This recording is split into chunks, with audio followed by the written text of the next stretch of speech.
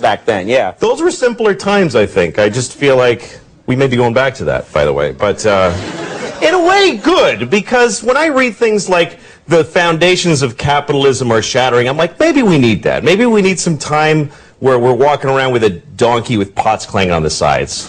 You think that would just bring us back to reality? Yeah, because everything is amazing right now, and nobody's happy. Like, in my lifetime, the changes in the world have been incredible. When I was a kid, we had a rotary phone.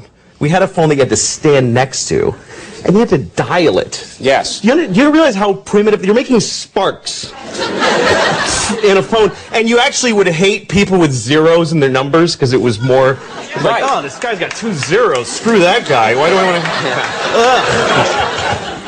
to? And then if they called and you weren't home, the phone would just ring lonely by itself. And then if you wanted money, you had to go in the bank for when it was open for like 3 hours. You had to stand in line, write yourself a check like an idiot.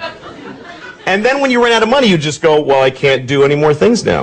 Right. I can't do any more things. That's it, yeah. That was it. And even if you had a credit card, the guy would go, ugh, and he'd bring out this whole shunk, and he'd write, you'd have to call the president to see if you had any money. And it's all true, kids. You had to call the president, yeah.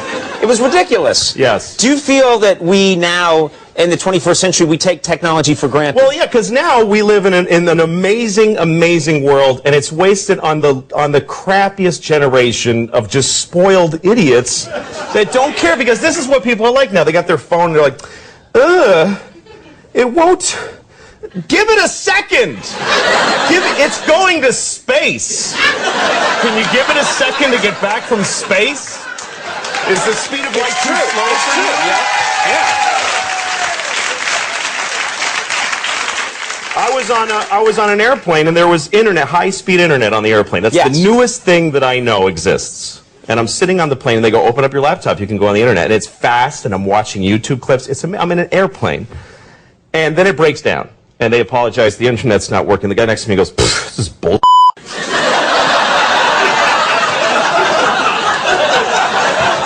Like, how quickly the world owes him something he knew existed only 10 seconds ago. Right. And on planes,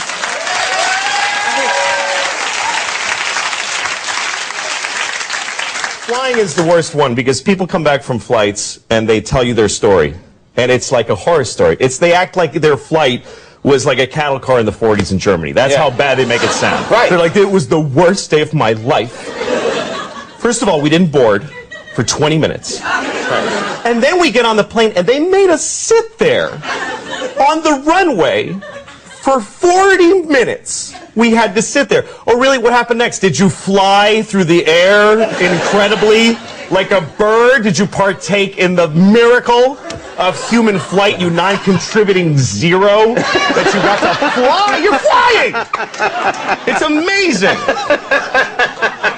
Everybody on every plane should just constantly be going, oh my God! Wow! Yes. You're flying.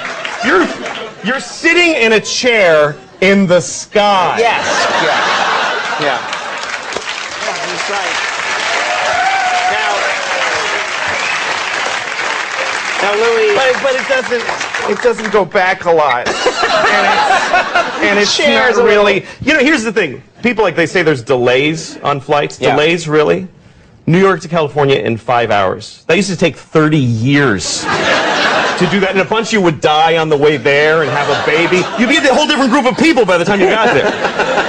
Now you watch a movie and you take a dump and you're home. Yeah. Nicer way to say it than that, but yeah. No.